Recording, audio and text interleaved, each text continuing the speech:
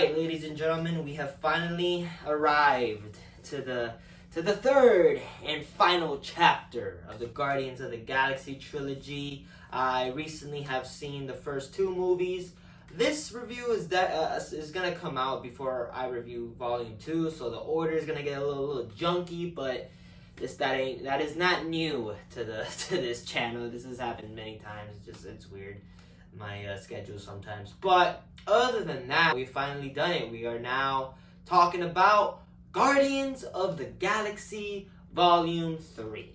Guardians of the Galaxy Volume 3 is an action sci-fi adventure comedy, and it's the third and final chapter of this series, and it takes the characters to a more darker, more gritty, realistic world, with also some comedy and some fun to it as well. But it takes that, and we have Rocket, who this is pretty much his main story, and all the gang pretty much trying to conclude the story with dealing with a menacing villain like the High Volitionary. Is that the fucking guy's name? The high guy. He's high.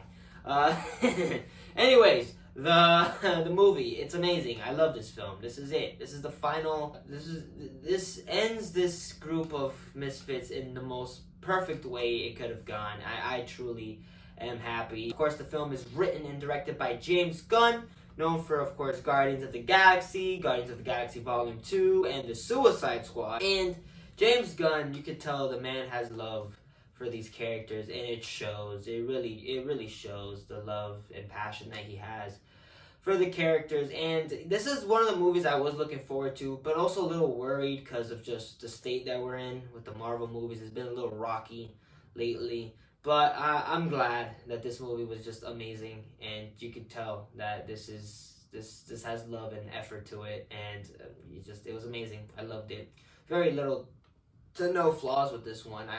Maybe just one. We'll talk about that in a second. But other than that, the movie's an amazing watch. The performances are amazing. I think this is the best performance of the cast, specifically the main character. And you might say, oh, you're probably gonna say Peter Quill. No, the main character in this film is Rocket Raccoon.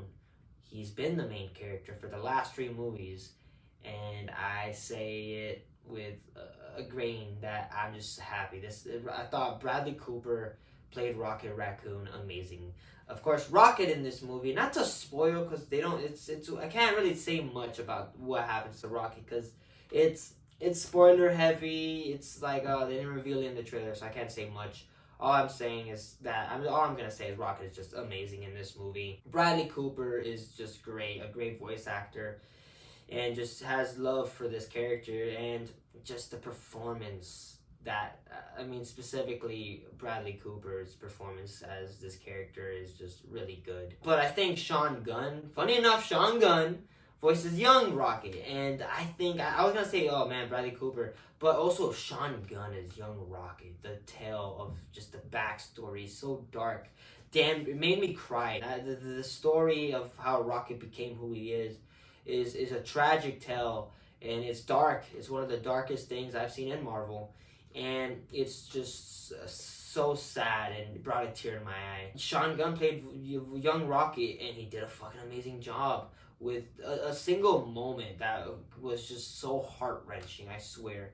It was amazing. I thought the Rocket was just one of my favorite characters, and this film really solidifies it. And when you watch the other Guardians, it really changes your perspective on the story, and it's good. I thought Rocket is amazing. Peter Quill, played by Chris Pratt. He's, of course, dealing with the loss of Gamora. He's been drinking, and he's trying to be the best leader, but he just hasn't. And things occur to the group, and he has a goal that he has to set and conquer. And I thought Chris Pratt is a lovable dude in this film.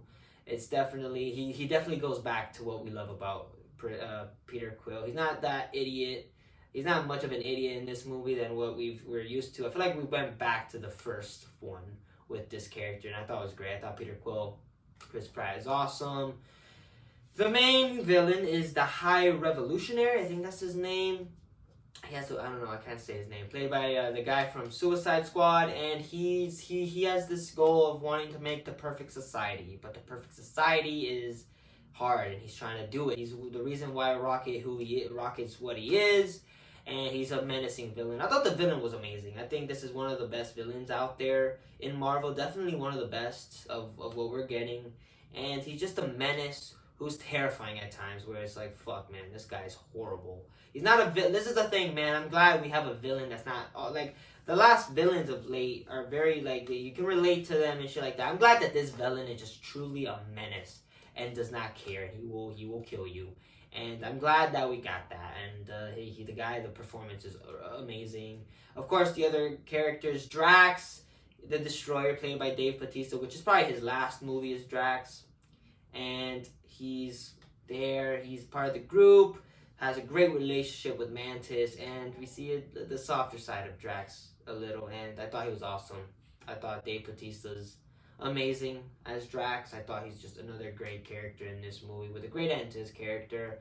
You also got Mantis, which I really loved her in this movie. She definitely held her hole in this film, and she's part of the group.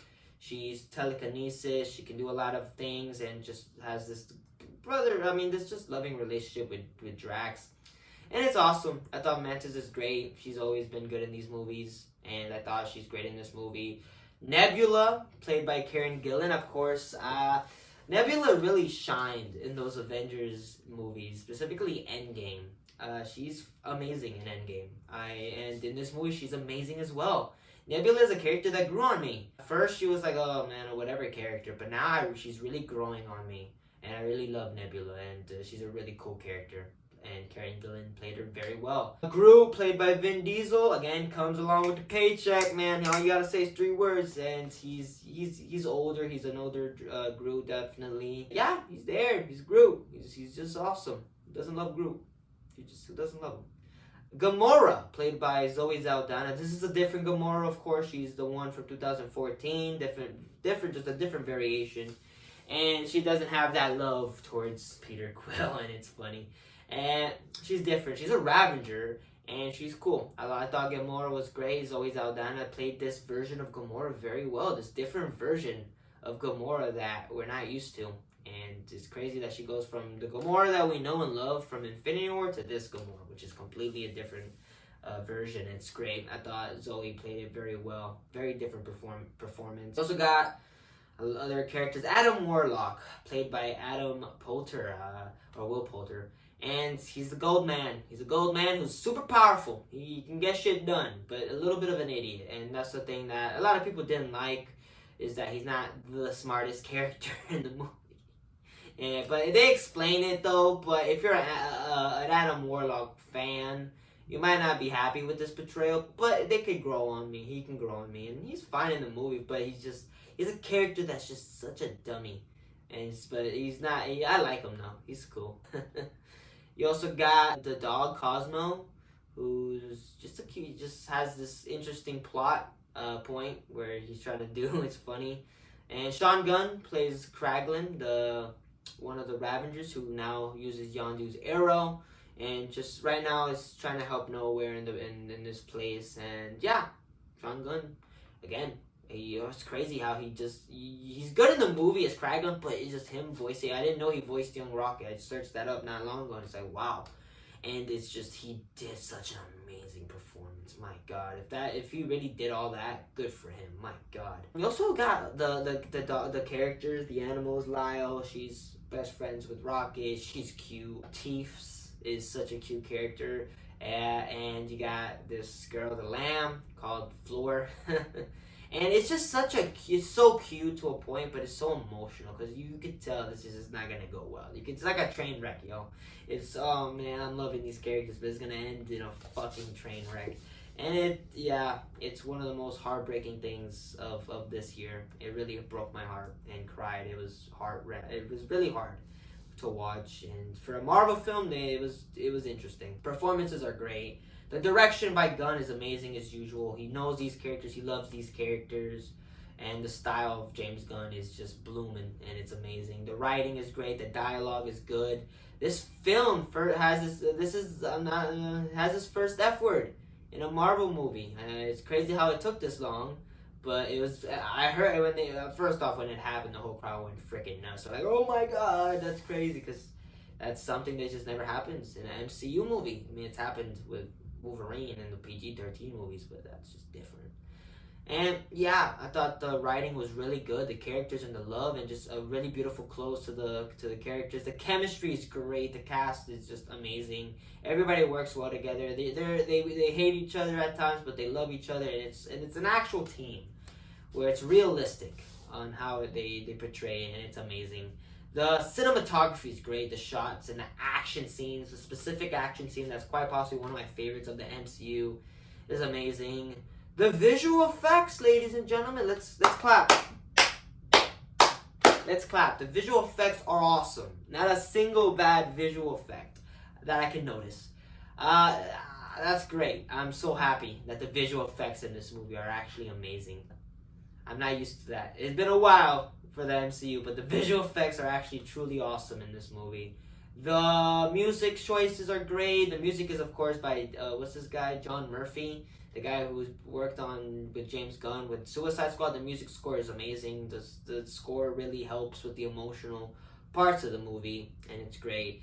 And just an amazing movie and an amazing finale to the Guardian series. I walked out just sad that it ended, but I'm just happy. Like, it's like that meme.